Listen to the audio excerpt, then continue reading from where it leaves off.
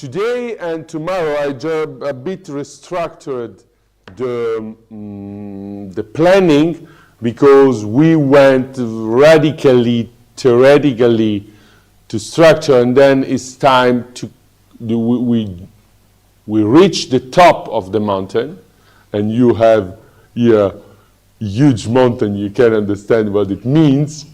In particular, Deepak, the top of the mountain here is the really top of the world. But anyway, and then it's time to go back to the valley or to the country when there is not sort of normative order in order to say that theoretical stuff are more important as political societal one, but it is sort of let's consider usual topic not only in our life or not only in our political debates from the point of view and thanks the theoretical acquisition we had in the hard work the previous 8 days. Okay? So, and let's measure also the difference of understanding, because the goal was the understanding of the complex world, the differential of understanding a complex world with or without the tools that we sketched before.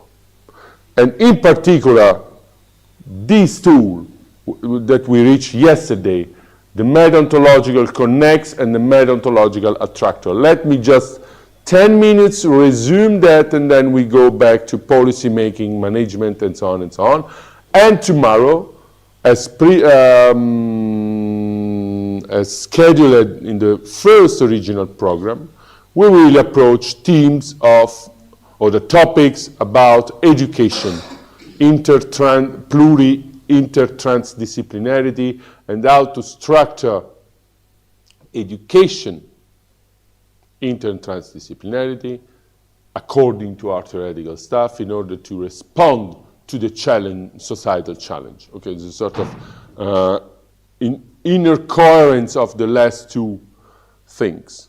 So, we'll take up what has been said about the aboutness, so we have a sort of meta-aboutness of a complex phenomenon and the ability to establish a general grammar sufficiently plastic to model and grasp structural and dynamic relation in any complex system, starting from the transition from ontology to meta-ontology and historical structural ontological relativity, and through the suspension of metaphysical necessity.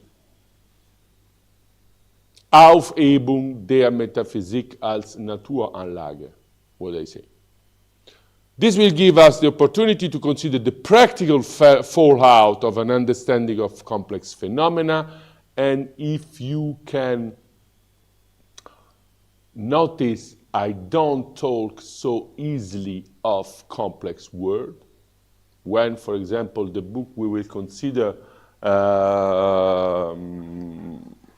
in few minutes talk about complex world. I'm not so easily holistic, and I talk about, in the best case, about the horizon of complex phenomena, or horizon of phenomenality in which complexity manifests itself, of complex phenomena and the complexity that manifests itself in the phenomenal world. What is just a bit different, if you will, okay?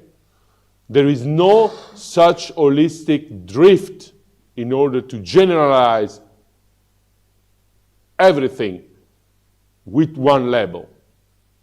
Because now we experience that beyond the labels, there are some distinction to do.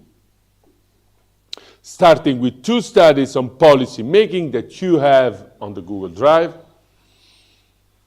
In a complex context, we will apply our reflection to a practical political reflection on complexity. So, aboutness and considering something as something. What is that in relation to what we said yesterday. And what is the deep or the depth of such consideration.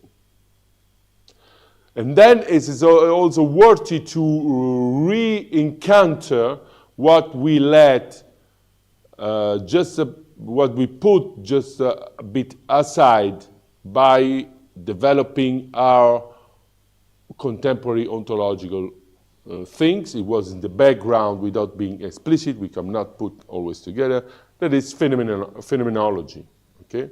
Because in a more rich way, what we talk about, what we say about aboutness, okay, is precisely since 1913 being formulated, has been formulated from Husserl with a specific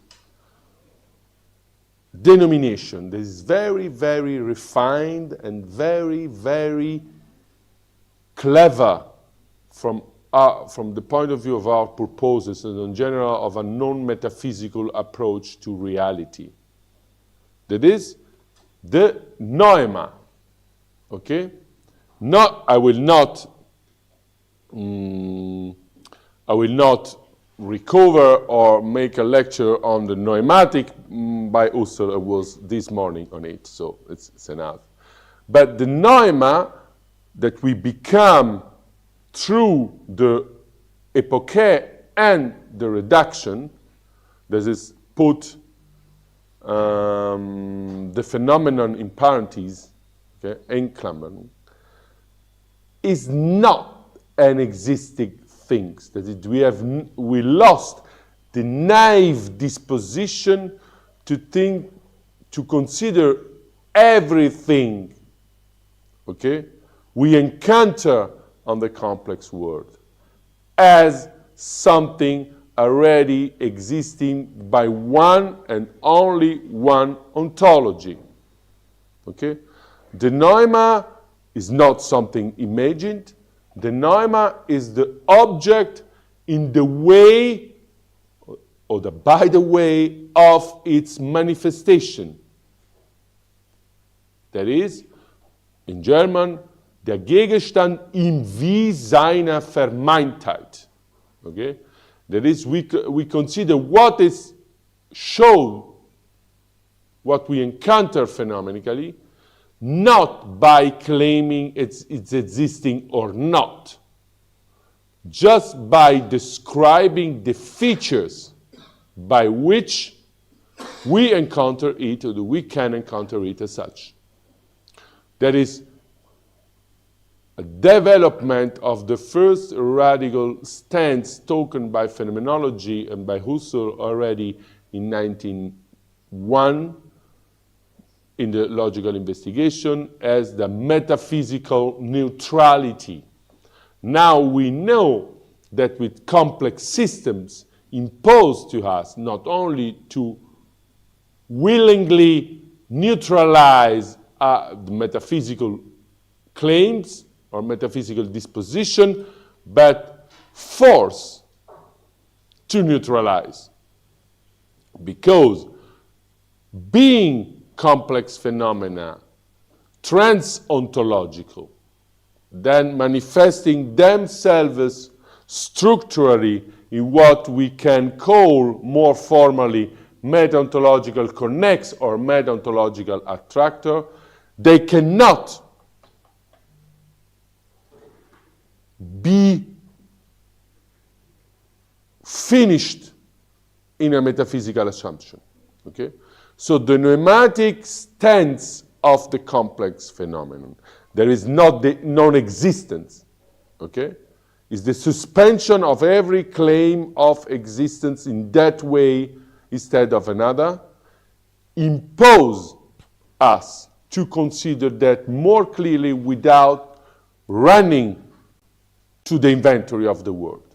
For this reason, we talked yesterday about the illusory dimension of contemporary metaphysics running after the reduction of inventories of the world. It's not a willing act. We don't decide to do that. It's the theoretical impossibilities or aporia of defining a complex system ontologically by one ontology and then to define the world metaphysically that force us to rediscover phenomenology as a metaphysically neutral tool in order to explorate the phenomenal world. And if you take it seriously, and there is a very, very interesting connection, I prefer the phenomenological side as the Wittgensteinian one, between noematic seeing or noematic experience by Husserl and the seeing and seeing as by Wittgenstein. Okay? Let's remember the famous example in the philosophical investigation of this sketch manifesting at the same time, or being able to be taken at the same time as a duck and as a rabbit. Okay? So, not necessarily what we see in the meta-ontological connects is something ontologically individuable, not because it's non-existent, but because let individuate itself in a ontological relativity by different ontological commitments, but we lose the complexity of phenomenon itself, and as concrete ontological plurality in that way. So we look complex phenomena in the transparency of that theoretical structure that we get with our work yesterday and before yesterday. So, noematic feature of complex phenomena manifest themselves beyond a fixed ontology, then beyond a possibility of a metaphysical vision of the world, and in a particular frame of individuation that is not unstructured, and there is not a sort of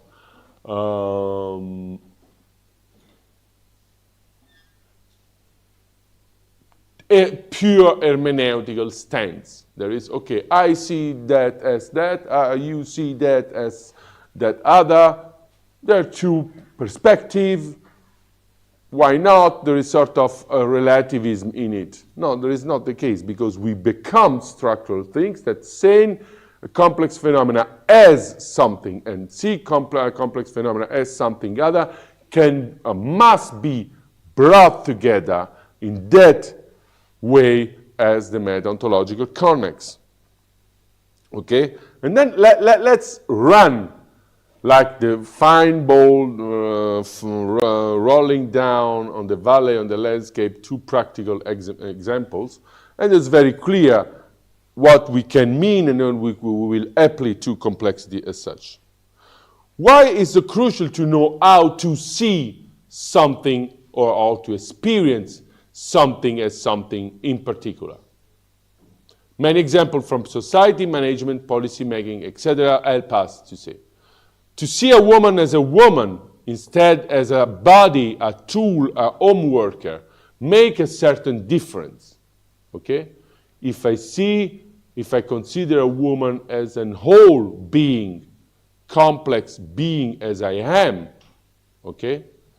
Expectation, sexuality, incorporation, different time scales, and so on, and not just a body to consume or a home worker, make a certain difference from a societal point of view. Okay? There's a huge difference. This is woman emancipation, start from it.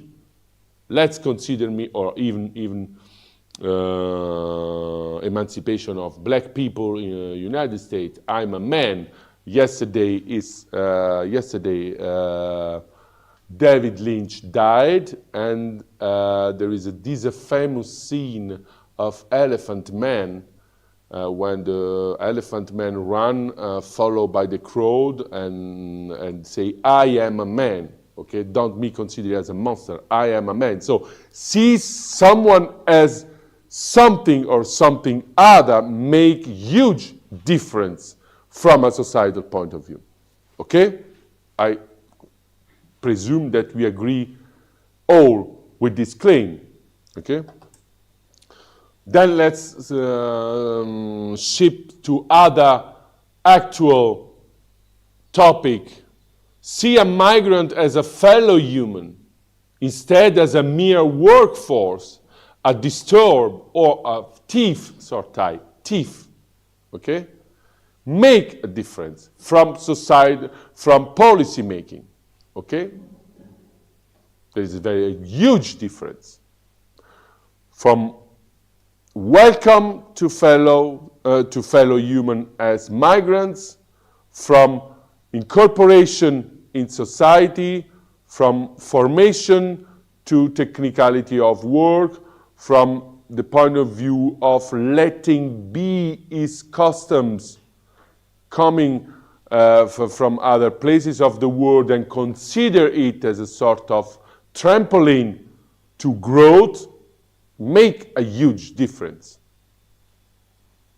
See a corporation as a living organism or a living system, and instead as a machine. We mentioned yesterday Maslow on one side and Fordism, Taylorism on another side. Make a huge difference, not only for society, but also for the growth of the corporation itself.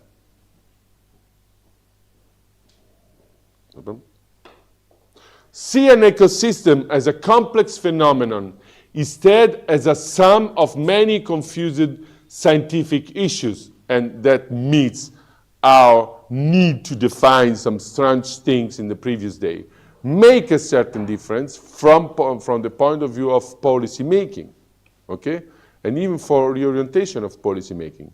You notice that BlackRock exit yesterday is just a mask falling down from the circle of societies and corporation promoting, okay, climate change and promoting ecological policies and so on, okay? It's just a mask falling down.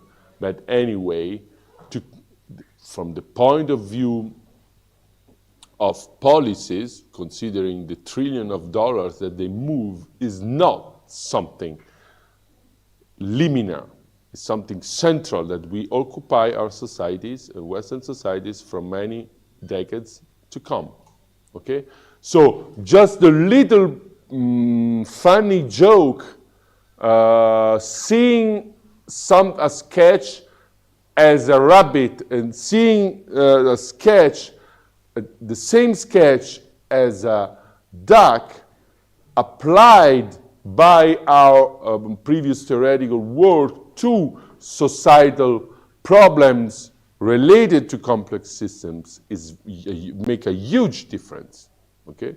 So develop a new grammar to think complex phenomena and be able to fix complex phenomena, not here or there in a sort of medical space, but in the appropriate theoretical space we construct before, make also a huge difference from societal point of view, and what we will explore, as to say, today. Let us consider the chapter 5 of Unsimple Truths. Sandra Mitchell, you have on the drive, okay? Perhaps the most important way in which a B understanding of complexity may revise our thinking about the world is in making decision and forcing policies. So we proceed by the theoretical view, how the science dealing with complex phenomena epistemologically force us to revise the main corpus of our metaphysical knowledge. The others say to understand or to revise our way of thinking let's do with complex thinking or the complex things in making decisions and forging policies. At a certain point, you will acknowledge that by thinking simply and linearly, for this reason, the book has the title Unsimple Truths, you arrive at the point that you understand nothing of the thing itself. In both individual choice and social policy contexts, we consider the consequences of our proposed action along with the values achieved to those consequences in order to determine which actions we expect best promote our values. Having a simple and effective, there is, when you make copy-paste, something gets lost, but I will correct the slides and substitute the slides tonight. For deciding on the best action will be a great boon for humanity. Unfortunately, the uncertainties in a world of context-sensitive cybernetics, exchange of information, one of the most important features of complex systems, dynamically responsive butterfly effect, and so on and so on. Complexity presents substantial challenge to aspects of the standards method that scholars have developed for modeling and informing decision making. What we said in one of the previous lectures, the chief of a state usually is a politician, is not scientifically competent, but there is people that must inform him or her on policy making. Okay? If those people are not on their side informed about the radical change of a worldview, they will inform just simply or simplistically. Okay? What is think? For example, for migration policies, build a wall or let the people drive in the sea. That's because the society is considered as a closed cluster and not as an open space, a sort of osmotic space, you know? New ways is not just a problem. Let's be not so populist. It's not just a problem of right and left, okay? It's a problem of see at the horizon of events coming in the middle long term and just take the strategical infrastructural decision on the short term, okay? New ways of thinking about decision and effective policy configuration may be required if we are to choose wisely, informed. I'm informed in a certain way because information must be constructed. It's not a sort of perversion of information. Information per se is not knowledge. And as Thomas Stern Eliot said, knowledge per se is not wisdom. Let the second ship for another encounter. The shows wisely. So beyond, and that can you show also performatively the importance of such abstract theoretical things we made yesterday and the previous days. In order to choose wisely and strategically, such empty thing as philosophy is not so unuseful. In many decision contexts, certainty about factual outcomes is not even a distant dream. Factual outcomes is not even a distant dream. It is the case especially with respect to choices that involve future states influenced by complex processes in nature and society. So if nobody knows what is an attractor, for example, and don't know to read a report with an attractor, with a simulation model, and so on, and judge this report for its epistemical status, and not just by the discriminant between certainty and probability, this man or this woman can never advise good strategy policies, okay? Because it's a change a machine for a complex phenomenon that involve future states influenced by complex processes in nature and in society, and with the climate change, soil erosion, needs of growth with a limited source of resources, let us mix nature and society. There is not two different domains. Decision under condition of risk acknowledge the absence of certainty and rely instead on probabilities achieved to outcomes.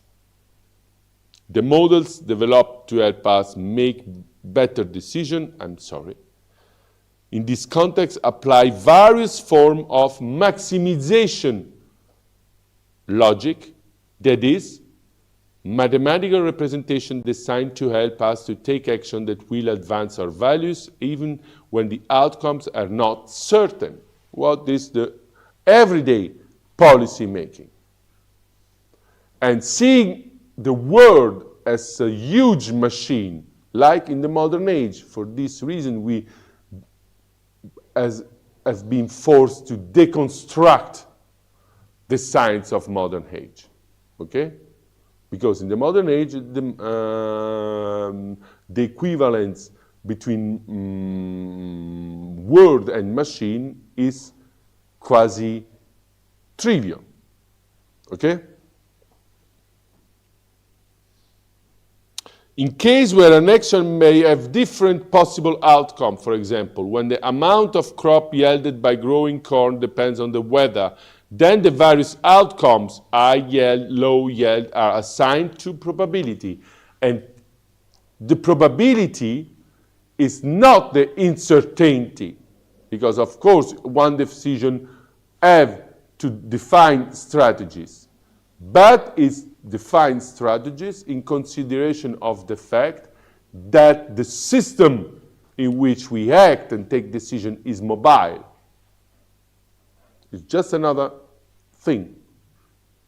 You have no bad surprises because you expect good surprises, good result, as a very, very long series of bad surprises. Okay? So probability, as we approach firstly in science by introducing first bifurcation, deterministic cause. Second, probabilistic thermodynamics is not so strange for the decision we take, okay? So we have two forms of chaotic states of a system, a deterministic one, a possible deterministic one, and a possible stochastic one. It's depending from the system, that are not something external that we can put aside in order to take decision. Is the core itself of our decision making. The goal of reducing policy making to decision computed by algorithms for maximizing benefits and minimizing cost, what is that? That is the classical way of computation of classical economy. Minimize cost, maximize benefits, okay? Faces a substantial barrier if we understand the complexity of the world in the ways that I have advocated in this book, that is Sandra Mitchell, or in the ways we advocated newly from a more theoretical point of view in this lecture series, okay? So it's easy, if you will, to maximize benefits and minimizing costs by algorithms.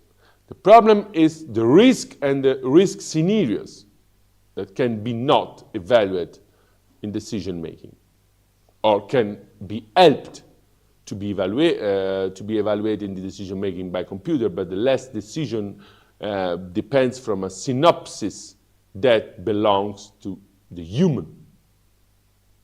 Scientists acknowledge that the global weather system and the biosphere are both paradigms or clear instantiation. There is not a paradigm of complex system, but as maximal complex system instantiates at best what a complex system is, in all the sense of complexity discussed in early section or lectures. For understanding such maximal complex system, we can no proceed but by hyper-theoretical way that we faced in the previous days. Okay? Not just scientifically, that is my standing remark, philosophically. Okay? We make the step forward in the inertness of theory by doing the philosophy we did in the previous day. Even in this case, philosophy is not an option. Okay? It's sort of act of fulfillment. For such system, assigning probabilities to, say, warming of average global temperature by 10 degrees in 100 years, what means a human catastrophe, okay? If greenhouse gases are not reduced, or to what decision that takes many government today not to reduce greenhouse production, or to the effects on wild species extinction rates with the introduction of a genetically modified crops, is virtually impossible. Climate change presents a very real risk. It seems worth a very large premium to ensure ourselves against the most catastrophic scenarios. Okay? Denying the risk seems utterly stupid. We come back and we can now relate what is an epistemic theoretical nihilism about complex systems. This is an uninformed and theoretically not fulfilled view what complexity is from epistemical and theoretical point of view, with the stupidity of this deny. You know, even yesterday we experienced something like that. From the societal point of view, where there is the stupidity of the deny, from the theoretical point of view is the nihilism about complex systems. Not just because the study on complexities since the last 50 years increased exponentially, and almost all scientists today speaks about complexity. Not because 3 Nobel Prizes or 1 Nobel Prize was given to 3 scientists, as said in the first lecture, are not complex systems. That's just an authority principle. Okay? Because we acknowledge that is the texture of the world in when we live. So deny it epistemically and then theoretically corresponds to the stupidity of deny from a societal system. Let's consider one example that I had today by walking just a bit in order to oxygenate my brain. Okay, let's take mechanical things, not living beings, mechanical things. You take a bicycle and you take a very huge motorcycle. Okay, when the brakes are engineered hydraulically, not mechanically. Okay, you consider the motorcycle as a bicycle. When you drive down, maybe It is not too, when you don't take too much speed, you can also have an easy life and an easy ride, okay? Because the system is the same. If you take too much speed and the brakes are not enacted because the motorcycle don't run mechanically but use the motorcycle as a bicycle, you get in trouble because you can go straight on a wall. Just by going down, this is a very, very easy situation, okay? But when we encounter the necessity to going up, if you don't consider something that is complex, something as a complex system, but just sort of very simple things, it's impossible because the motorcycle is too great and too loaded that you cannot go drive up. Okay, just in order to this small distinction, we not consider, for example, living beings. Okay, just considering two mechanical systems as identical, wherein the differences are huge from the point of view of volumes, mass, systems in it, is a very huge difference and make a huge difference. Can you figure out what it is to exchange a living complex system for a mechanical one and take decision what doing with this system or in this system as a mechanical one instead of a complex one? Yes? Just one thing. I mean, you look at, say, Lamettri's program of the body as a mechanical system. All right? That's come from the cars, yeah? Right. Okay. And then you just started out by telling us that in complex systems we blur the boundary between human and society. Right? In the sense that, well, we have become post-human.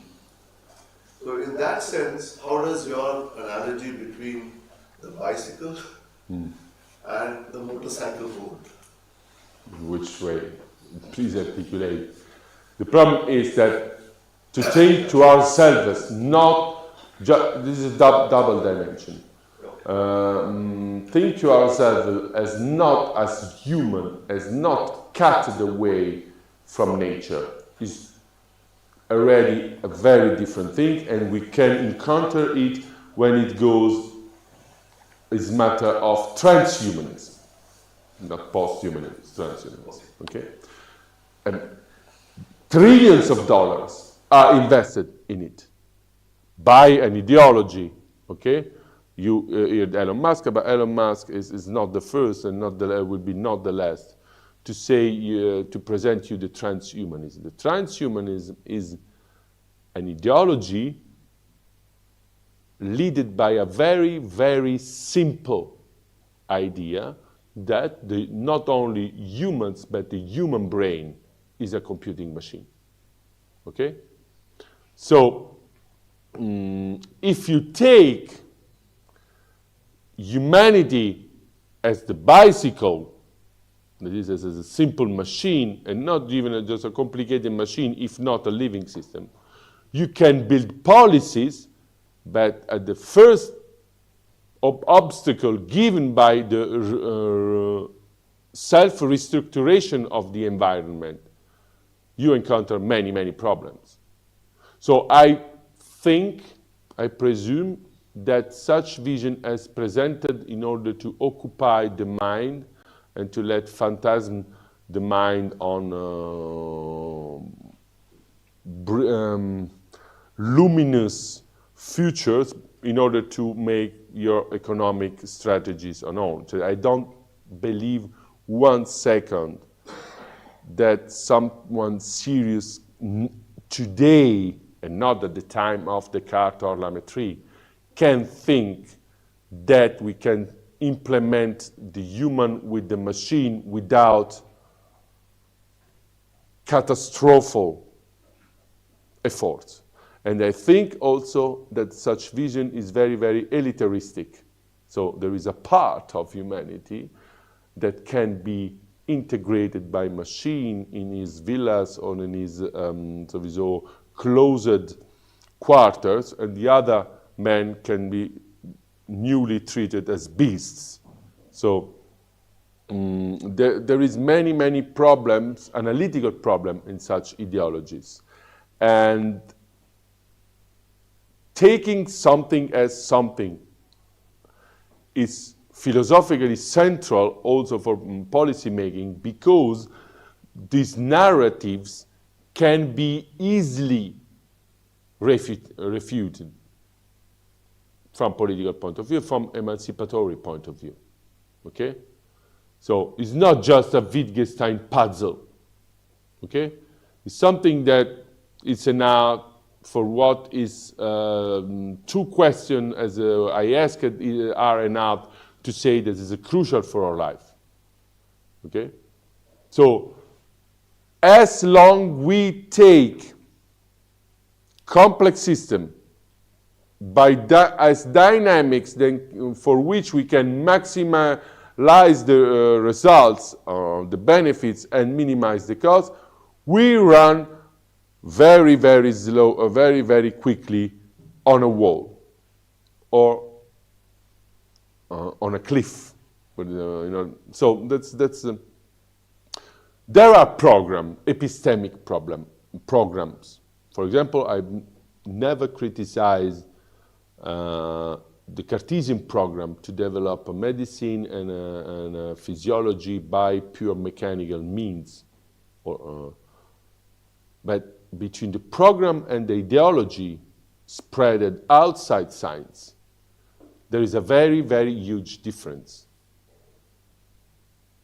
And, for example, there is a very huge differential of incomes of good corporations that proliferate on it, okay? So it's a very central question for our society. It's not just hermeneutics. It's hermeneutics, or does it entail a sort of capacity to interpret something as something without a certain structure, not free, but there is something that today has become more fundamental as at the time of La Mettrie or Descartes, in my view. Because in that time, the human development, before Industrial Revolution, what they say, human development and science could go on their way, generate enlightenment, without colliding with the huge question of our nature and our living in nature. Now is more and more urgent. Okay, I answered this. So, nihilism about complex system from an epistemological point of view, obliteration of the problem of complexity from a speculative point of view, correspond directly to the stupidity of denying the complexity of the context, that is of the system, in which we may take policy decision.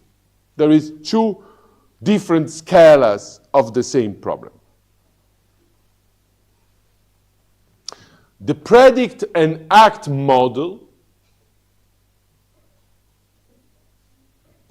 when a such model can be useful, when we have to do with a strong determinism. For this reason, we experience or we analyzed on which metaphysical presupposition the holistic determinism has been grounded in the modern age. The predict and act model suggests that the strategy for improving the knowledge base for all decision is to reduce the uncertainty to reach noise, till the point that we discovered that the noise is not a noise, it's a chaotic state wherein we inhabitate and we can no longer take decision because we not anticipated it. Uncertainty to reach If not certainty, then at least objective or consensual probability assignments. However, in case of complex system, it may very well be that waiting until there is agreement or confidence in the quantitative probability assigned to possible outcomes is unreasonable. Okay? For example, we may be waiting until it's too late to act to avoid seriously undesirable consequences. Why? Because the behavior of the system, once reach the threshold between the ordered phase and the chaotic phase, do no longer respond to our action uses to be placed in an ordered context and not in an unordered or chaotic one. So, if the people say, please don't reach, the climatologists, please don't reach the 2 degrees of increase of temperature, it's not just because they set a limit arbitrarily. Because on our simulated model, 2 degrees correspond to the entering of climate in a chaotic phase. Okay? It's not because the people will terrify ourselves by saying, oh, 2 degrees is too further, you have to stop. It's not just in order to stop many machines. It will be very, very useful. But anyway, the threshold mentioned by climatologists, okay, is something that indicates that what wherein we live from this point on will proceed in a chaotic way, for which we have no frame and no possible short-term response. Okay? Of course, no one is invited on television to say that.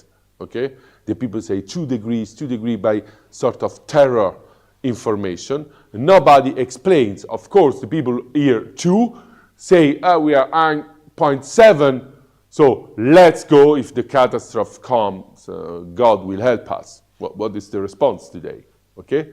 Because they don't know what there is, what is the aboutness of this threshold. Okay? The aboutness of this threshold is the points in the Lyapunov exponent of bifurcation wherein we don't know in which way it goes further. It's just another thing. For people that have sufficient tools in order to understand it, a diagram is enough. Okay? No diagram is showed and no explanation of diagram. Because the deny in society, and we will say it's yesterday, depends on the obliteration of complexity from philosophical point of view and nihilism from epistemological point of view. There is not assimilated from our minds. Scenario analysis, there is not a sort of depicting frescoes, but something more calculated, more reasoning made by a community discussing the model validation, discussing the model verification, predisposing tool in order to catch the data, to filter the data, and so on and so on. And robustness comparison offer an alternative decision procedure to maximization of expected value based on quantitative probability assignments. The predict part of the predict and act, so if we have predict and act, we have predict and then we have act, but we have to be at least sure what means predict in this way, is replaced by a model of multiple alternative future. What from point of view of policy making is huge, because if you have to prepare yourself for 3 scenarios, you have the sufficient funds in order to do it. Okay? For example, China is strategically going in this direction. Okay? And the last report of Xi Jinping showed it. That is, we prepare for multiple scenarios. Okay? This is strategy. There is no communism, capitalism, and so on and so on. Okay? Great corporation made it. It's not China or Pakistan or Japan and so on and so on. If I prepare, for example, that is, I told about desertification. This is the increasing rate of the desertification in the south country of Europe, that is in the Mediterranean Sea. It's already begun very, very dramatically in the North Africa and then goes up to the south, middle of Italy, or Spain, Greeceland, and so on and so on. If I will prepare my family home to 3 different scenarios in before, I have to collect money on my home. It's not something that is so easy. Why? Because if I will collect rain water in order to make my own little small agriculture, I have to buy material, I have to provide workers that work for it, or I work for it in my holidays, and so on and so on. I don't like too much anyway, make end works, but anyway, you know. So if the rate of water decrease radically, okay, I have nothing more water in order to cultivate my tomatoes, in order to eat elementary, okay? And I decide to go to buy containers of water and so on and so on. This container, viewing from the situation, cost 10 rates as I can buy now. So if you extend that simple provision of adaptation of my house to a country or to a continent, it makes huge mess, the enormous masses of capital. No? It's not just nuts. So if you are aware of the fact that you live in a complex system and the climate change affect complex system in the way we noticed, okay? And you foresee, just in order to be economous, 3 scenarios, okay? These 3 scenarios made your effort, economical effort, triple. So you have to spare 3 times as you spared before. You have to cut your holidays. You have to cut to superfluous goods and buys, and so on and so on. And that is valid just for a greenhouse manage. You can think, as for example, for a country of 1,400,000,000 people, what it means. Okay, you cannot turn your economy in a chaotic phase from 1 month to another, or from 1 year to another. You need at least 30 years in order to be optimistic. Okay, so seeing as applied to the scala of strategic decision, for example, of climate change, or strategic decision of global migration or the climate migration, make a certain difference. Okay? If you will prepare, as it will be, because climate change forced people to move. It's better than starve on the place. They move, they migrate. If you will prepare your country, your continent, for example, I don't give names, but you can associate easily, to integrate a huge mass of climate migrants, you cannot move when they are at the door of your borders. Okay? You have to provide 3 different policies: education policies, technological policies, at that place of the start of migration in your place in order to foresee it and to manage it.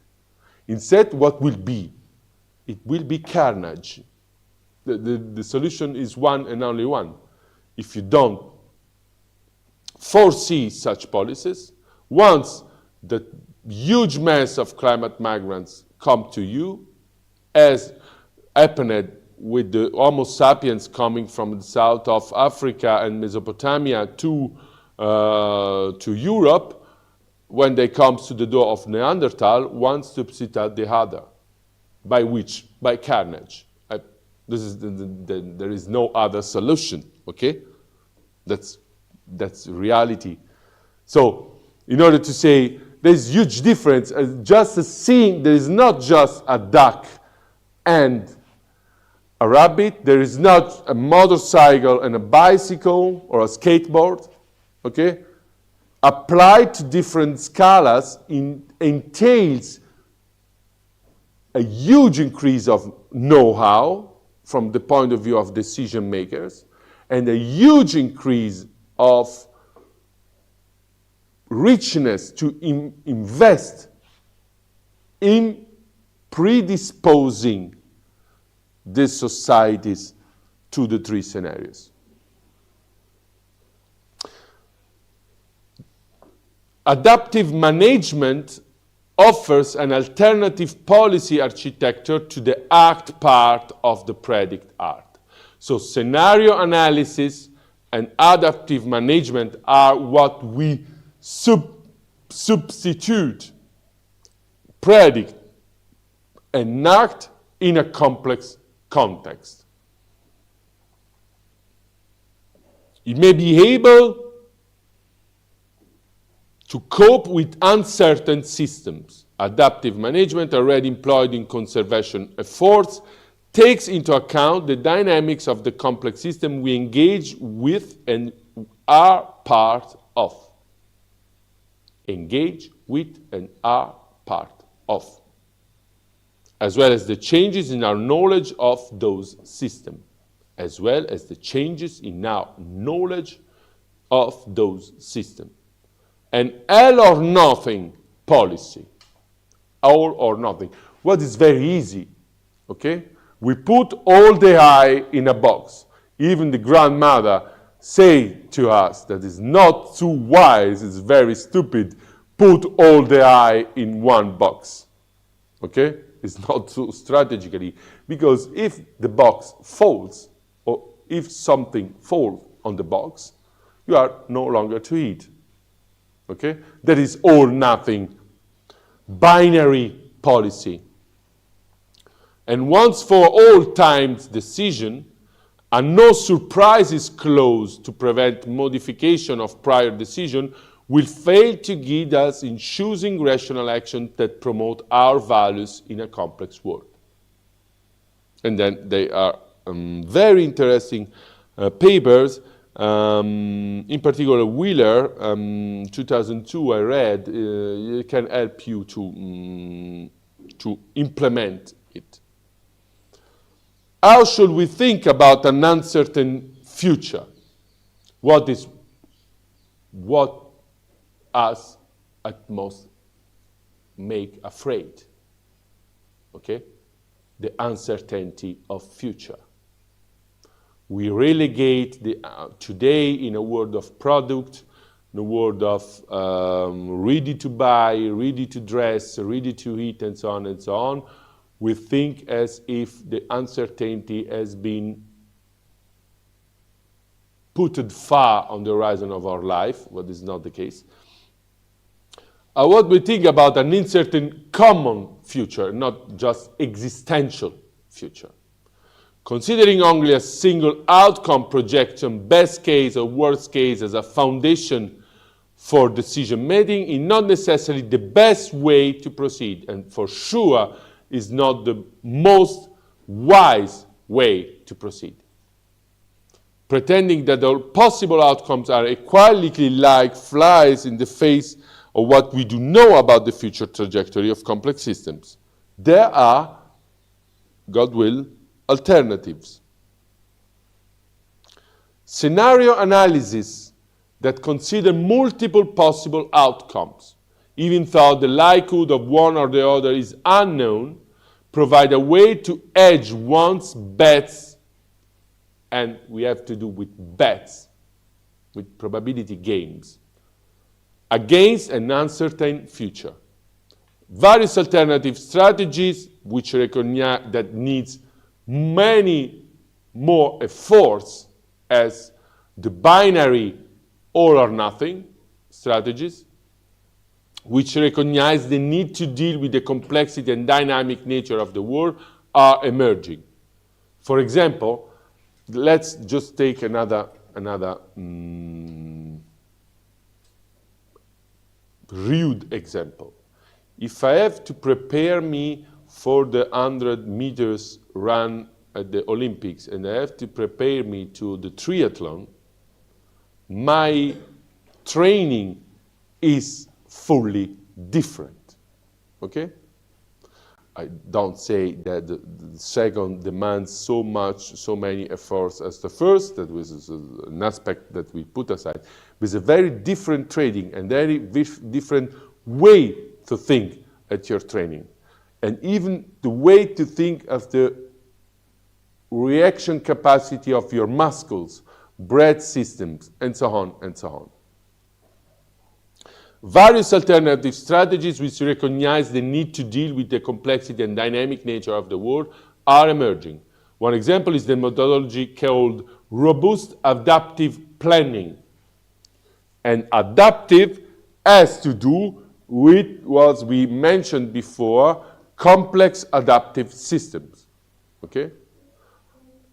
Society as a system can behave complex or the robust adaptive in the face of an emergence just when it planned this robust adaptiveness. It's not come from society itself.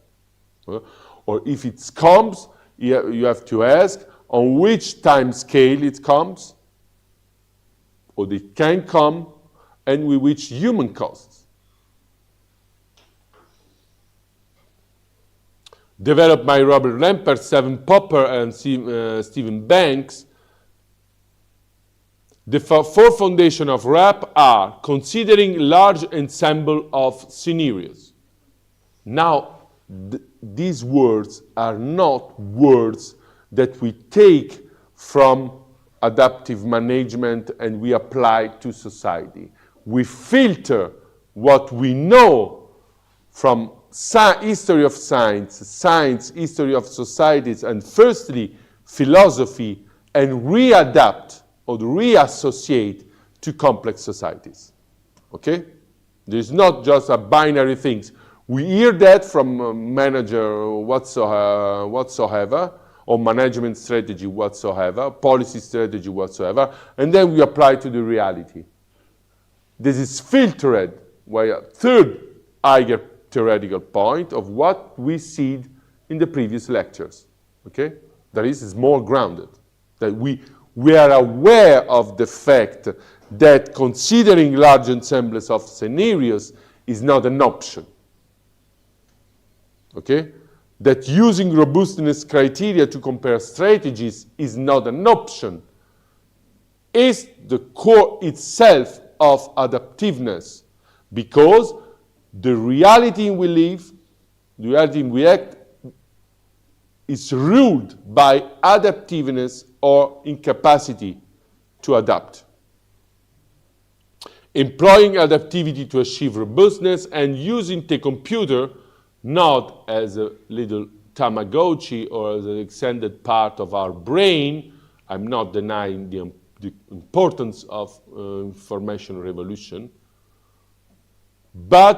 or to watch TikTok, but as a tool to alternatively, what I do also, alternatively suggest breaking scenarios for candidate strategies and clever edging actions to improve those strategies. Now we know by what we said in the pre-ontological lectures, model validation, model verification, and implementation of this model verification with simulation and AI in order to become scenarios that is not so unusual.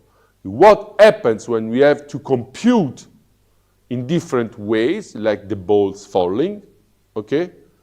A huge mass of data, okay?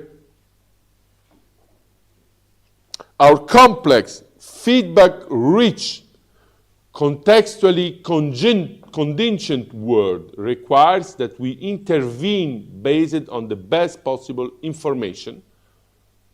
But I say information is led by no other, is formed by knowledge. A rude information is unuseful, okay? Especially in some detail, how to measure whether our expectations for the intervention are coming true in the short term and modify our intervention strategy based on the feedback and corresponding adjustment of our hypothesis about the intervention effect. Is not as simple or easy as we would prefer, of course. Neither is the world we are trying to manage. And then, if you will, let me mention what comes in the next chapter that we approach also implicitly. The author, there's a very, very introductory book. As I say to you, in order to appetize the thing, read the book firstly, because to go to the huge bricks of theories and so on, speaks about integrative pluralism. Okay? Now, my critics on it, this is without such theoretical, it's very, very interesting from the point of view of policy making, but firstly from the point of view of epistemology, integrative pluralism is what we need. But the problem, my criticism is that without a maximal philosophical effort, the integrative pluralism remains a wishful thinking. That is, without having reached the aboutness, and the aboutness is this strange thing as meta-ontological connects, we can believe that it's good or better, as bad or worse, but we are not really convinced of the fact, you know? Because we have no grammar to integrate.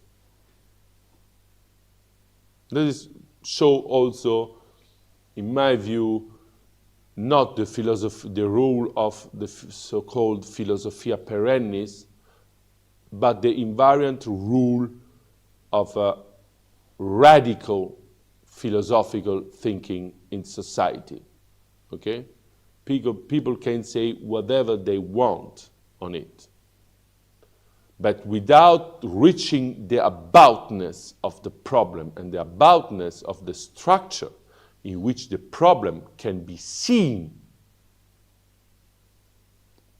we remain in beliefs. Or, like Plato would say, in the doxa, in the opinion. So let's switch to another paper that you find, another book, very interesting, short intervention from people very experts you find on the drive. Complexity and policy making.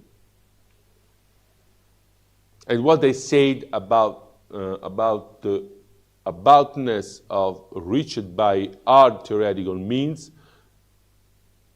will be valid also tomorrow for the wishful thinkings, the wishful thinking forms on interdisciplinarity, transdisciplinarity, and so on and so on. We can believe that it's good, we can believe that it's useful, but they don't reach the need of handling something transdisciplinarity and pluridisciplinarity without having done the hard work in full isolation to reach that structure. So, complexity and policy making and We read from the introduction, economists and policymakers have failed to appreciate the complexity of human behavior and the system in which we live. Okay?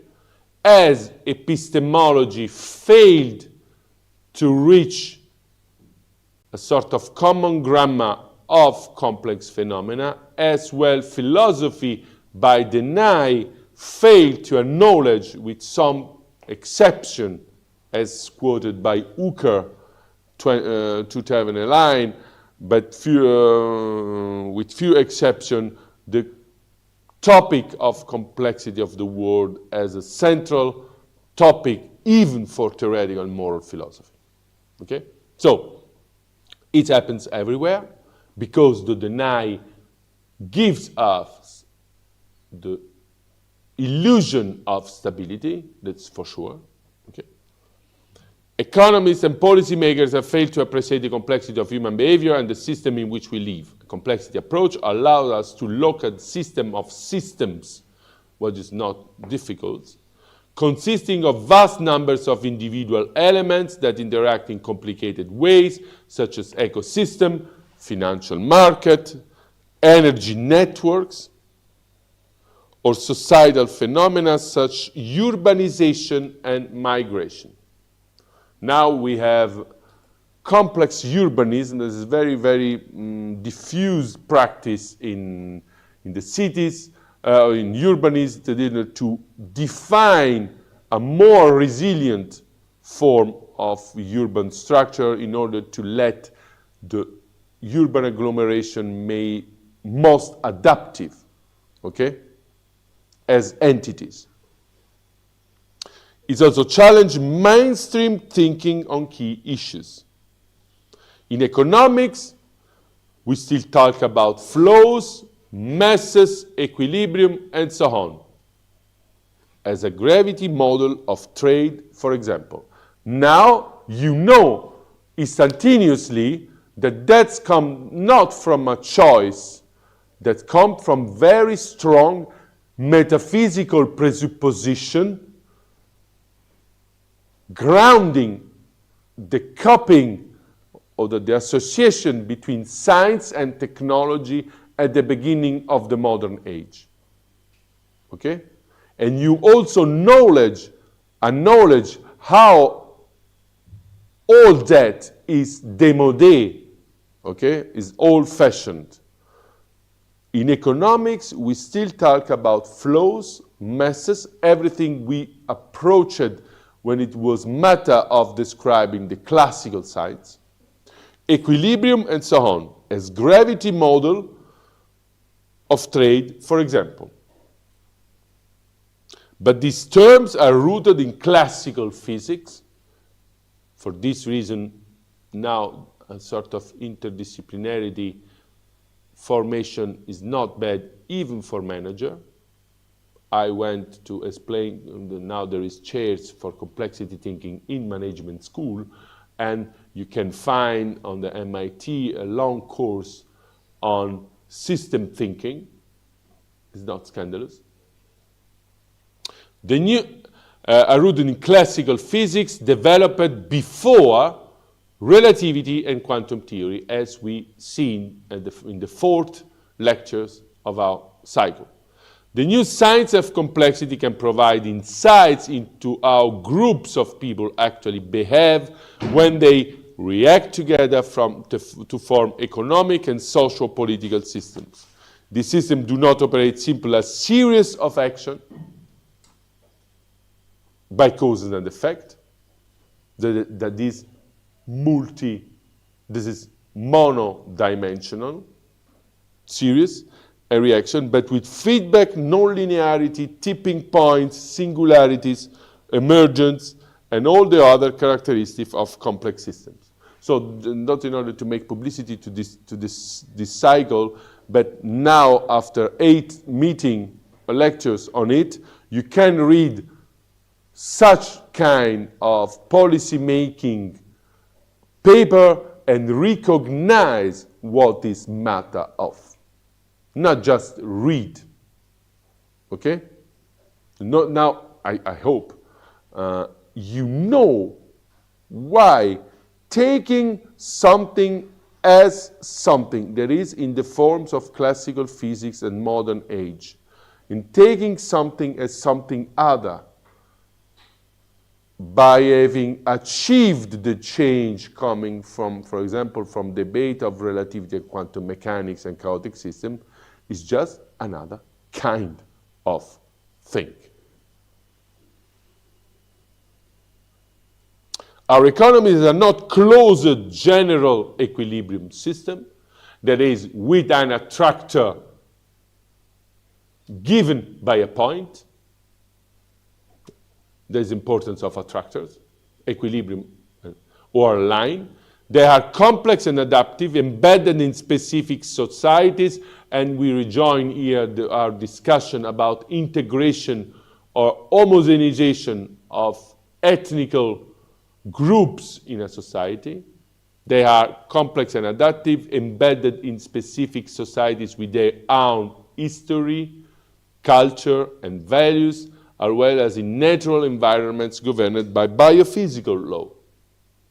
What cannot be depicted or what cannot be conceptually grasped with outside this context of higher theoreticity is not my fault. Okay? One thing is repeat, one thing is understand what you repeat. And be ensured, many people that talks in terms of natural environments, climate change, don't know what they repeat. Okay? It's not the story of negationists. Even the partisan of such things often don't know how it's difficult to understand, how it's difficult to grasp the complexity, and then they repeat what they read, for example, in strategy papers. Then we come to a very, very good scholar in that book that writes the rising complexity of global economy. A complicated system, such as a car, can be disassembled and understood as the sum of its parts. Now we know, we don't need to explain. In contrast, a complex system such as traffic exhibit emergent characteristics that arise out from the interaction between its constituent parts. And we can model, for example, today we model traffic with networks. Not because it's a funny shape, because it's the needed shape in order to model it. Applying complexity theory to economic policy making requires this important recognition or awareness that the economy is not a complicated system, but a complex one. What we explained just yesterday. The complex is not something just a bit more complicated, because the complication is static. Okay? Complexity is dynamic. So, complexity let catch himself from the epistemic point of view, not by paradigms of things and object, but system, the shift we mentioned in the fourth lecture, okay? And let catch not in self, or don't let catch in self, with an ontology, or with just one ontology. Economy is not a complicated system, but a complex one. Historically, economic models underrated policy making have treated the economy as a complicated system where simplified and stylized models often apply to a closed economy, that is, something does do not exchange information with the environment. What is not the case for markets, because markets and financial markets are in constant exchange with the context. the simple choose by reading the journal to buy or sell stock options are of this kind. On a closed economy, specific sector are looking only at particular channels of interaction such as interest rates, seeks to first simplify the real economy, so it's just an build, an image, then understanding, and finally generalize in order to make policy. What is very, very fine. I'm uncertain, the future is for me uncertain. I make me just a puppet of what I think must be the market or the policy making, and then I let them spill with other elements that I can govern. It's not so. Okay? The tulip crisis in Netherlands shows the first time that is not the case. This approach is increasingly outdated, so it's démodé, old-fashioned, not because it's old and we are for the novelty, because we have evidence that it's outdated, okay? Our whole worldview has changed. So we cannot, for example, no, let's make an example, an outdated way of thinking. I finish my lecture and I go downstairs and I'm waiting my horse in order to go to my farm. It's outdated. It makes no sense, isn't it? Okay? It's romantic, maybe. Maybe in the fairy tale of princesses, white snow, it can still be funny, but it's outdated. Okay? That's what applied with rude example it means. Okay? It's outdated. Please. Or like an example that we watched in the second tutorial, make to, for example, to fix the atom with a hammer or accelerate electrons by a catapult is outdated because the thing let not is adapt itself to the purpose. Okay? So the purpose of policy making is adapted to the time or adapted to a better understanding of the context in when we adopt these policy purposes, when it's leaded from that worldview. There's a complex worldview. Not because we can choose optionally by one or another. The example of the production, the very, very fine and rich production in the valley was very, very illuminant.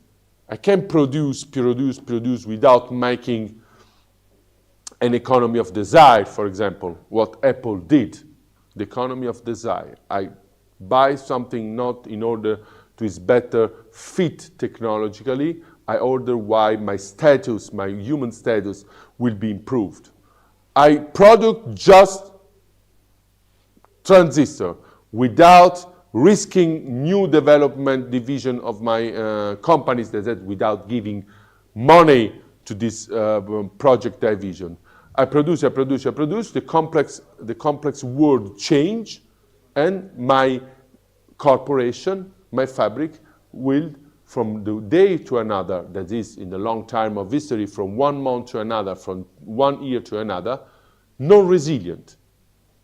Okay? That means outdated. It's not a fact that, oh, well, we are the modern, we think in a new way. What is often the case for complexisms, okay? We are new, we are outdated. No, this is not the case. It's a matter of tool and purposes. It's not a very, very strategic, even from the point of view of philosophy. So if we will understand our world, it's just a matter that all in all or all or nothing. What is, for example, the continental analytical divide? Either you are continental or you are analytical. That is a strategy that is no longer affordable, even in philosophical thinking. Okay, you can figure out how such strategy is not affordable in policy making, where it's a matter of huge mass of money and future of people, okay? And will produce results that simply fail to capture the rising complexity of modern economy. And we have a name for it. Before Marx, between Adam Smith and the other, the name is Warras, sort of huge economist in the modern time that applied. If you read French, I made a chapter in my book on complexity, on the complexity worldview, complexity and determinism in economics, that applied the Cartesian view or La Mettrie view to economics, to think with the very, very refined equations. Economy like a machine. The complexity of the system, in this instance, the global economy, is influenced by a number of factors. These include, first, the number of nodes, not by chance. We re-encounter the graph theory. The number of interlinkages, third, the number of interlinkages, and fourth, the speed at which a stimulus or shock propagates on their nodes. So, now you know, now we know what's meta of, okay? And a radical change in economy, a radical shock in an economical system, how can be viewed from its meta-ontological point of view? Because the changing of the system, that is the graph, entails the emergence of phenomena in the graph with a sub-layer system or the sub-layer model, entails the change of its topological space and entails also the change of its metrics. That is, we can no longer, for example, measure the wealth by the sum of personal incomes, but by other qualitative goods that make an economy fit or not fit. Okay? So this strange aboutness is not so strange, because if you think the economy in this way, then we can notice the change. It's not just the change of the nature of the links, the increase of the nodes. It's not just that. It's sort of change on the whole about of the economy itself, or of the society itself, or of the biological system itself, and so on and so on. This calls for a new approach to policy making that incorporates, and what we talk tomorrow about, and what the human brain, instead of being an algorithm, can do on its own, incorporate lessons from what? In this case, from complexity theory, but I would say also from history, by using a system-wide approach to modeling changes in institutional design. That is the case because if we change policies, we can also change the laws according that policies are coherent, then discuss the laws, and so on, to reduce the fragility of the system and deepens international and cross-sector policy making and policy coordination. So now we reach something that we have not approached enough from the point of view of the nodes of complex systems, but the strength, the elasticity, and the resilience of a complex system in order to adapt itself, okay? I must be able to acknowledge, for example, the elasticity of my societal system and the change in society in order to read or interpret this change in that way in order to make many different scenarios, okay? Because, for example, like a metaphor, we can say that if you take a society from a certain point of view as a graph, radical change in a society change the graphs, intensificate the nodes, or even let disappear the nodes, then let disappear the links, and then the elasticity of the societal tissue increase or decrease, and then the society is more or less able to face crisis, like a muscle, for example. So just to finish, we are perfectly in time. Other parts of this complex view very concretely, this is epistemically applied to discipline, can be found in the handbook for philosophy of complex system in many different fields. I just listed the fields because that will need more than one course. You have anthropology, psychology, medicine, military science. Let's figure out that the first, in my view, bit holistic vision of the world as a graph, or the world as a macro graph, came from a paper written by an author working at the West Point Academy in the United States, the military academy. Okay?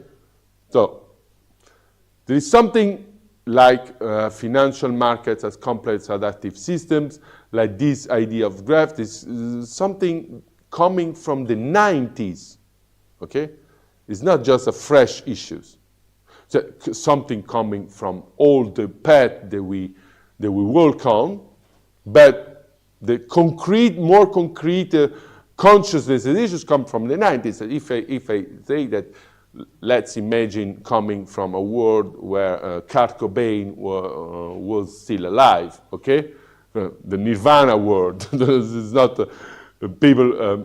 This is already more than 30 years that we have tools in order to think that, okay? And even in military strategy. So, then the last mortal question that will introduce us to the next final lecture. How do we incorporate lessons for complexity theory, letting us to act strategically better? There is one and just one answer. From education, and by rethinking our education systems. I mentioned before, in the first lectures, the idea of episteme or the idea of mathesis universalis. Let me enhance just a thesis that is very useful for philosopher research, but also for people that will educate other people to think better.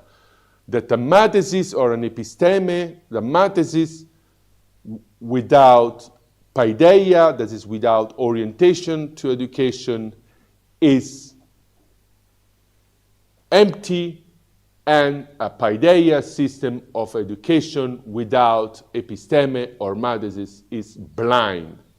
You can recognize the dictum of Immanuel Kant, the thinker of what is enlightenment, okay? But let me just say goodbye to tomorrow outside the debate with this thing. Incorporate lessons and restructure the system of education and then act better in society, go hands in hands together. Okay? Then tomorrow we will approach these funny things that you will encounter in every, as need in every project proposal. That is transdisciplinarity, interdisciplinarity, and so on and so on. That far from being just funny words in order to make your project spicy, what is the case for most people that think still linearly and they put interdisciplinarity and complexity ad abundantiam in their paper. They are very, very important things, even in order to think future researchers. Thank you.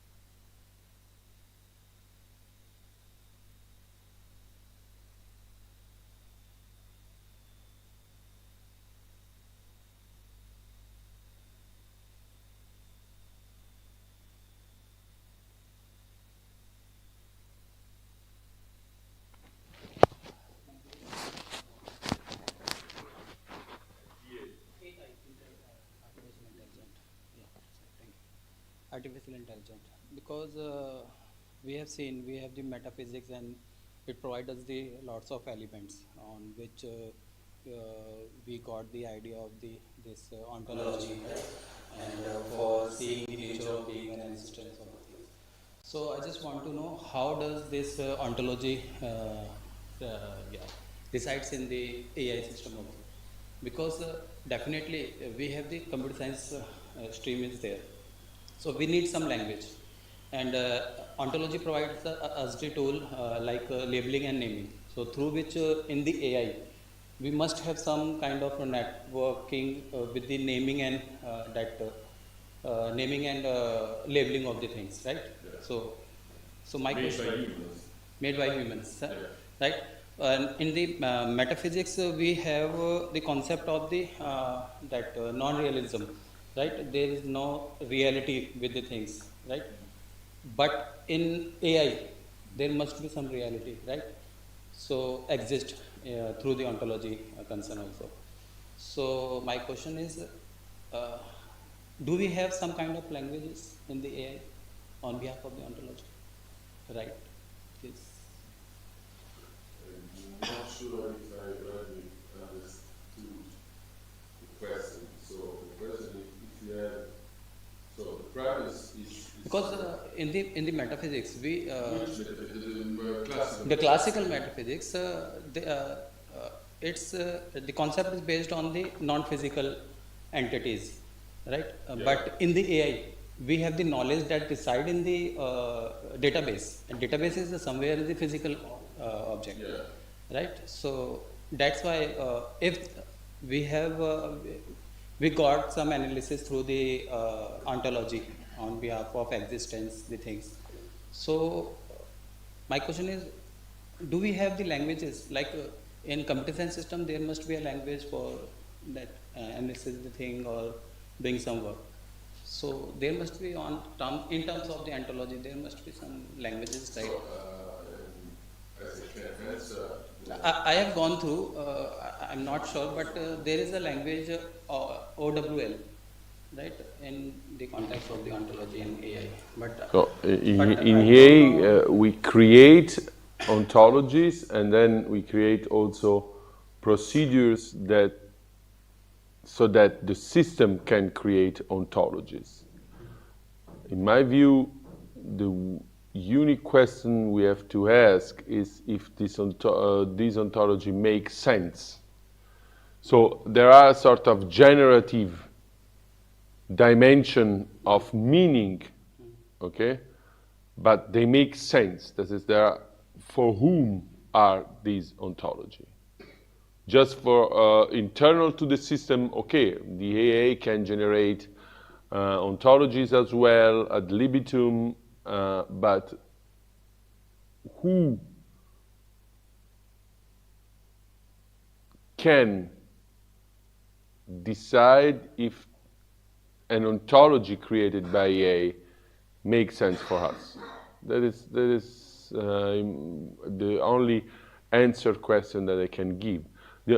For sure, by human labeling, firstly, at the first base, the EA can not only handle with ontologies, but because it's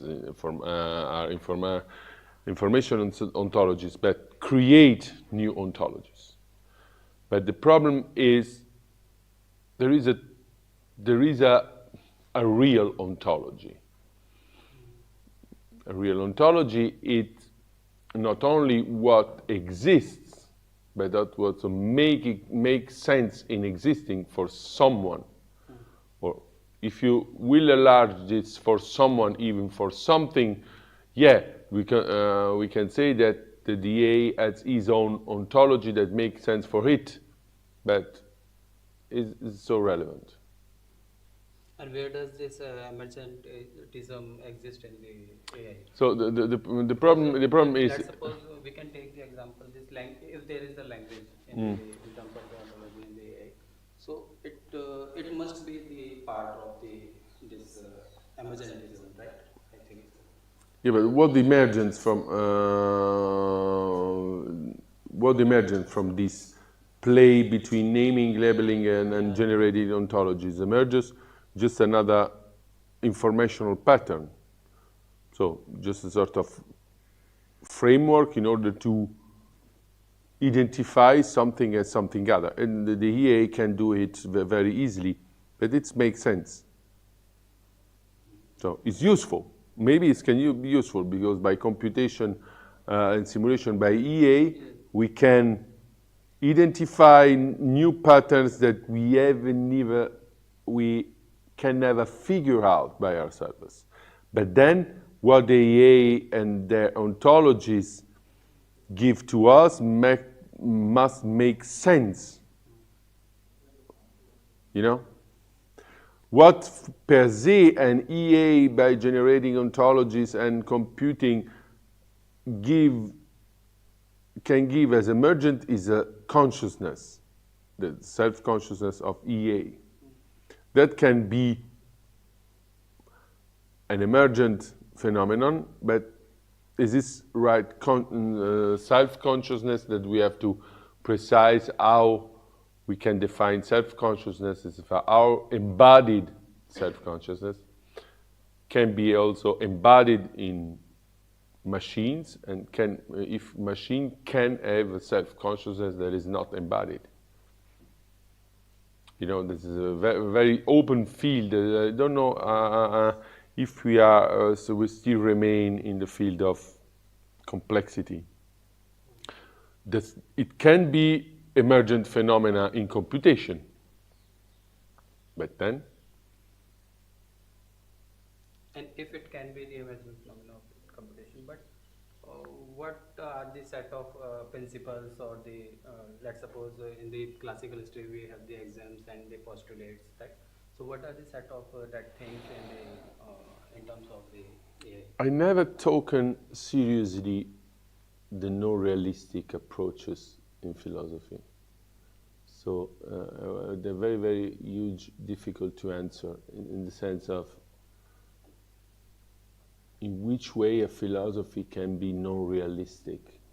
Not because one thing is there is a classical modern approach to realism opposed to idealism. And in that way, I can easily understand what is realism, what is not realism, but idealism. But that today a philosophy can be non-realistic or can be labeled as non-realistic. This is many realisms spend many times to identify other past philosophers in the modern age as non-realists in order to enforce their position. But today I'm a bit lost in that debate because I don't find any grasp to reality, of course, but to the purpose itself. You know, so the problem is, there is just another problem, and we come back to the way to ask questions. What is the question of realism? Once decided it, and I spent many time in order to do it, we can also take stance for a realist and no-realist philosophy, if there is one. But I don't think so. Thank you. So I basically had two questions. First question is, it pertains to scenario analysis. I want to ask, what is the current state of scenario analysis, like where it has been applied? And the second question is, discourse analysis, which which is basically based on Ernesto Laclau and Chantal Mouffe's work. How does that differ from scenario analysis? Because ultimately, like after the Foucauldian turn in especially political science, right? It's all about like analyzing a discourse, and there's so many different things within discourse analysis. There's narrative analysis, there's content analysis. So if you can talk more about scenario analysis.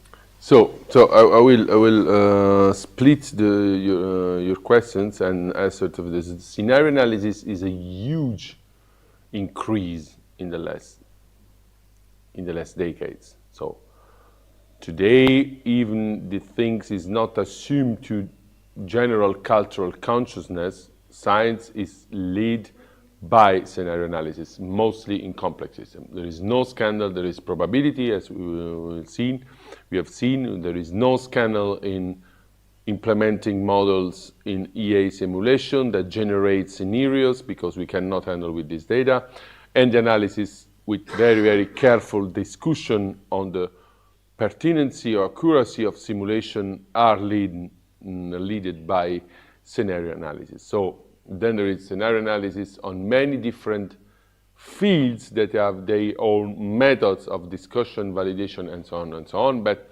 I think that now we can claim without superficiality that complex science and policy making, according to complex system, is led by scenario analysis. It's a widespread and that is omnipresent, ubiquitous thing.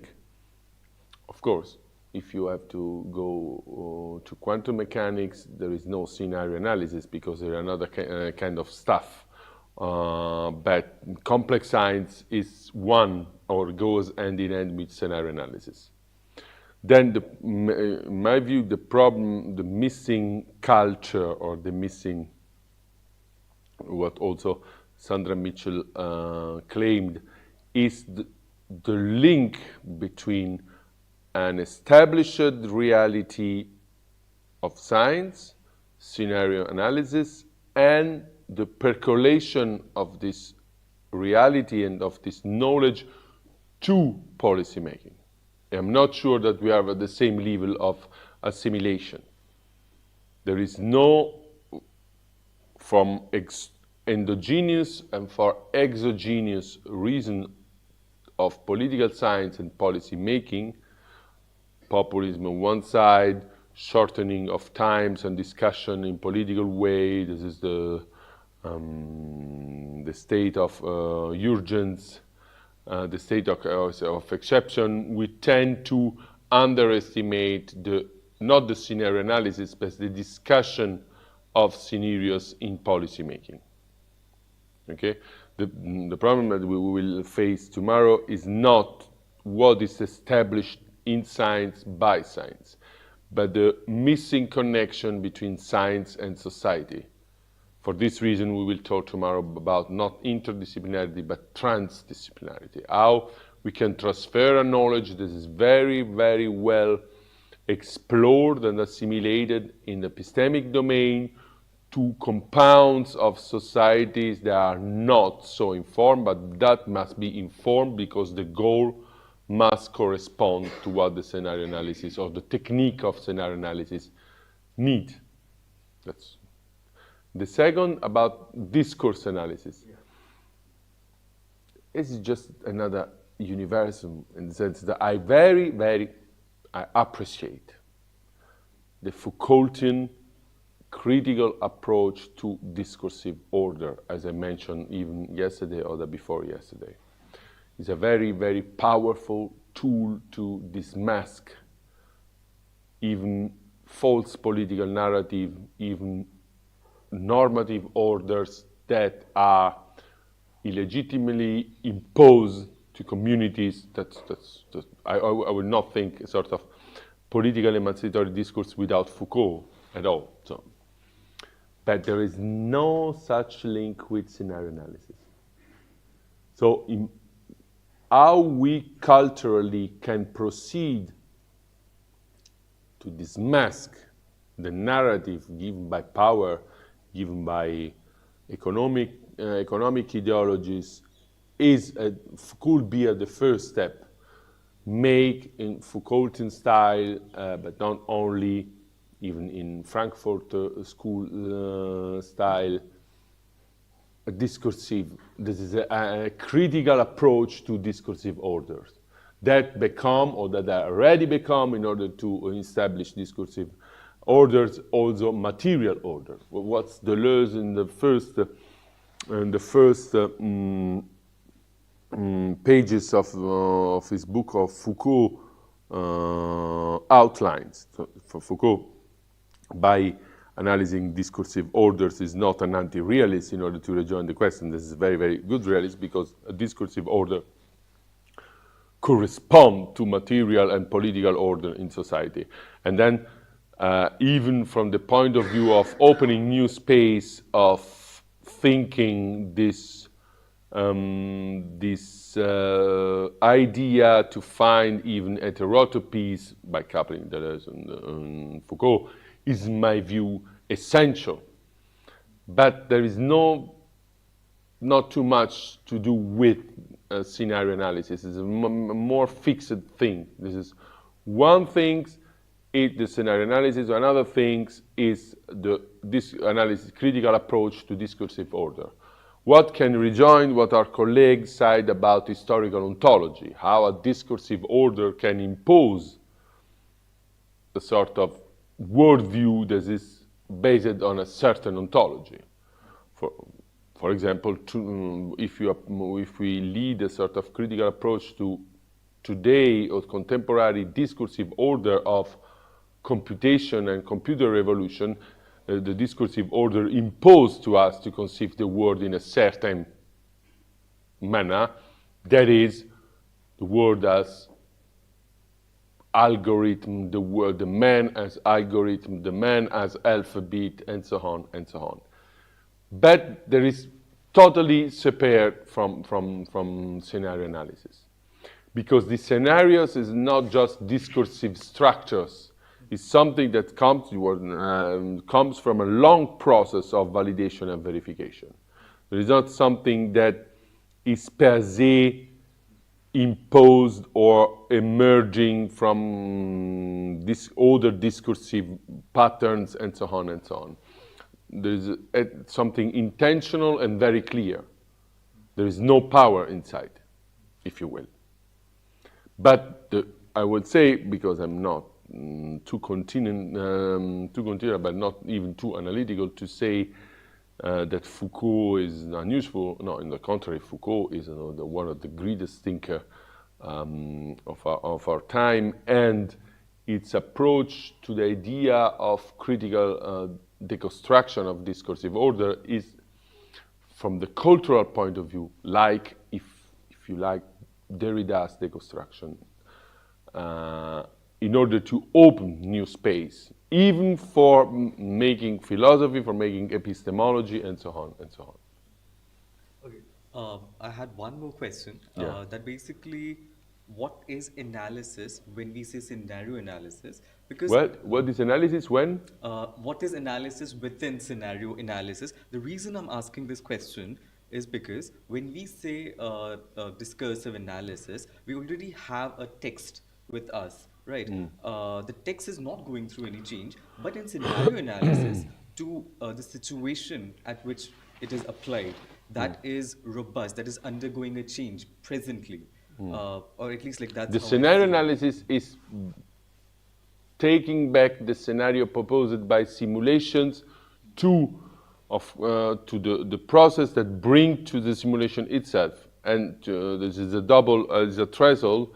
From one side, you look back if the simulation corresponds to your need to anticipate something. So you analyze you analyze not the data, you analyze the scenario. Then you have to say how the scenario corresponds. You need to know something, and then you go to model verification. And then you go to the establishment of model, and then you go to model verification, to model validation, model verification. Sorry, model validation. So it's it's double-sided, two-sided, retrospective and prospective. And the scenario analysis is prospective insofar they must be put in friction with the reality if scenario can fit with what you expect from reality or not, and on which base, coming from the analysis, we can take decision on it. Okay? Thank you so Thank much. you. Can you consider this if we have the two type of scenarios? Let's suppose we have the two scenarios. Can you consider these scenarios are restricted to two different ontology images? I can say that one scenario can give us, if we have two scenarios, I can say that one scenario can give us what? Are these restricted to two different ontology images? Yeah, of course. I can say in a way, a scenario must show, because it's simulated from, can give us access to emergent patterns that cannot foresee by our own mind, and then I would say not necessarily give access to a different ontology, but give access to a modified ontology in the sense that we showed yesterday. So if in a scenario, so if I have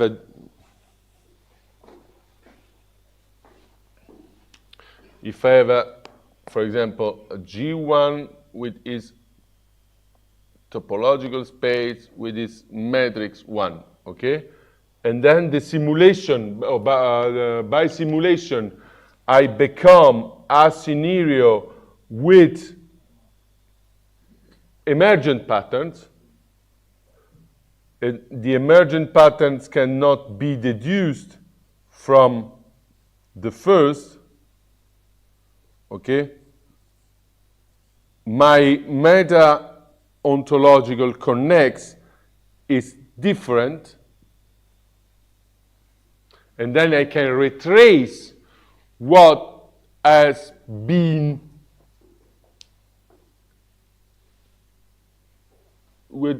must be to be understood in this new, if you will take it, new ontology. You can also take, but we are also for complex system in a sort of mix of ontology. So there is not, I would better say, after the grammar we sketch, there is another meta-ontological connex, richer, of course, than the first. And for this reason, this scenario gives us access maybe to emerging phenomena in the future on which we can take decision after. But I will take not of a different ontology, because even the starting point of the simulation that gives me the scenario is a meta-ontological connex, but a meta-ontological connex from the meta-ontological connex 1 and meta-ontological connex 2. So we don't switch from one ontology to another ontology. We switch from a real modeled and epistemically verified intertwining among ontology of a complex phenomenon to a simulation that can show that starting meta-ontological connex become richer in the evolution and the behavior of the system.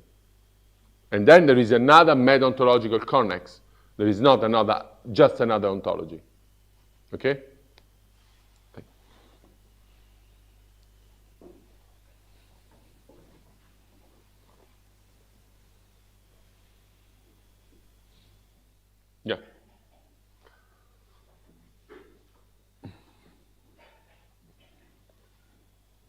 I just, I mean, when you were, when you were discussing that Sony Kapoor's text, I think, and you have mentioned before as well, statements like, I mean, you have quoted statements like economy as a machine, economy as an organism, etc. I mean, this is there in the common parlance as well, right? So this contains an aboutness, yes, and then when we, I mean, my question is basically when we talk about very com I mean complicated, if not complex systems, and in a way uh, give it an aboutness and reduce it to an organism or a machine, then wouldn't that involve a certain holism? And then I mean I'm asking if we can take these statements per se as language games in a Wittgensteinian sense. This probably would open up the space a little more, in the sense that now you can in a way also break down break down the whole statement, and also you can, it also gives you freedom to look more into the local regional aspects, and in what way this aboutness of this economy to the organism is isn't it, I mean, in order to avoid this holism or this reductiveness, can we open it up as a language game in a Wittgensteinian sense? Yes, principally, but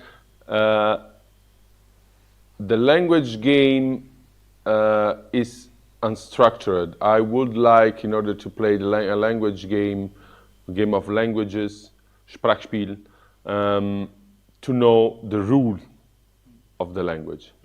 Of course, from the theory of Sprachspiele, language games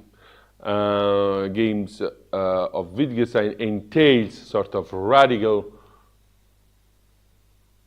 openness to pluralism, instead to take the language just as pictoriality as in the Tractatus. So this is one of the steps we have to consider in order to talk about pluralities of ontologies and so on and so on. But it's perfectly compatible, but I have not the concrete tool in order to apply it of the complex system. So the complex system is not just a language game. Yeah, precisely. Okay?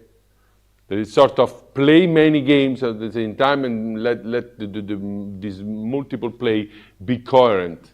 That is just a bit different. But of course, I just mean it as a beginning point in a way, because I mean later on, as as it's shown in the investigations itself, that this is connected to a larger, what he calls a form of life, right? And then this is basically, investigation of the language also reveals the patterns and how particular language game is different from the other, and how far it's similar to the other.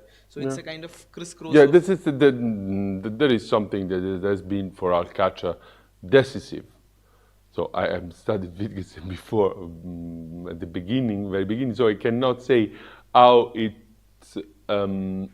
influenced my think. But if you can also find it negatively, because if you read the paper I uploaded on the mystery of cosmos, the monism of physical ontology is put in relation, the crisis of monism of physical ontology in the modern age, is put in relation with the crisis of pictorial language in the Tractatus. Yeah. This is a sort of this idea, this is what is genius by Wittgenstein, this idea of a great mirror of the world breaks down, and from this residue comes the idea of Sprachspiele, game languages. So of course there is this very, very deep correspondence between what Wittgenstein says, or what Wittgenstein shows, in particular from going from the first Wittgenstein to the second Wittgenstein, and what we approach here. Yeah. But we had to make a step further, what I say, because now, for example, in modeling a complex system, we have many languages that play together. They cannot play just one. Yeah, that's true. Huh? So I have a sort of meta play, and I have to discover the rules of that meta play. It's a bit speculative, but Yeah, I mean, and it will be another play. Is not a sort of view from nowhere, that is for sure, but the meta level counts for or structural approach, that is the rule of the play, of the meta play, plays a central role in this approach. It's not just diffuse and spread and then define the task to describe the different language game. yeah, and just a quick question, since I just thought about it now and then. I mean, since policy making is a very important word here in the final sections of your lectures, and and we understand. I mean, we try to understand, or we try to show how complexity as a paradigm would be important for policy making, right? So, but then a policy document in itself is a text, right? Yeah. Which in turn would have an impact on the reality. Yeah, Right. it's a normal, Yeah. normative. So then how would we take that? I mean, the textuality of the policy document into the complexity framework. I mean, it's a very This is another kind of stuff. Just in one thing, But I then- will precise. You say the complexity paradigm. There is a very, very good paper of Isabel Stengers that asks, is complexity the new paradigm? I would agree with her by saying no. It's a new paradigm. It's a sort of more flexible, we can consider Rowley as a paradigm, but it's a more flexible worldview or word approach than a paradigm. That's also the wish. Yeah. And the document, of course, the document in its textuality as law, for example, become normative, don't take effect on the reality for a certain purpose, but you cannot take it generally as an aspect of complexity. You can take, for example, describe how the policy making at a certain point become normative, but the problem is not when policy making become normative on society. The relationship between complexity and policy making is in doing policy making that brings to text. So the text is a finalization of making a policy. And that is important, how complexity informs policy, not how policy making transfers itself in normative text. Yeah, but I mean, a policy document can always cause, let's say, widespread discontent, widespread disruptions in the system as well, no? And how can Yeah, but there is you can just consider itself not from discursive point of view, but from the point of view that the policy making has an effect, and then has many effects. Buying stock options, or sell stock options, or sell credit to foreign creditors is the same effect in the complex reality of society as making laws. So there is no more important than other effects of policy-making decision, Thank you.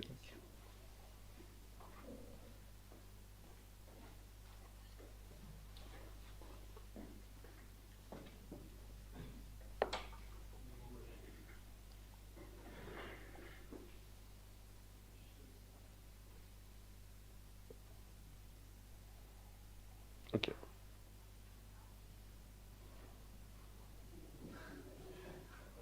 So, okay, see you tomorrow.